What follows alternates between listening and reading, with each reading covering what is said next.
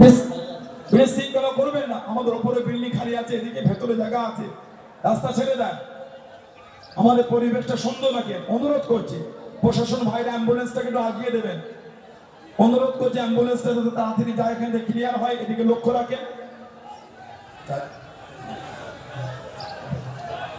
পরম শ্রদ্ধেয় পীরজাদা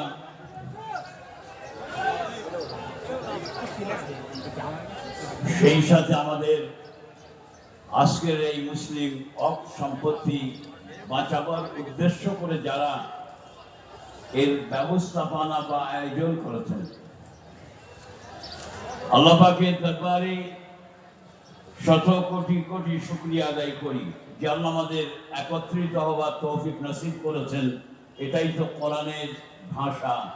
সবাই বলি নারে তাকবীর। ওয়াকাফ শব্দের অর্থ হচ্ছে আল্লাহর রাস্তায় কোনো কিছু দান করাকে বলা হয়। যখনই কেউ দান করে সেটা ওয়াকফ লিল্লাহ, সেটা আল্লাহর সম্পদ হয়ে যায়।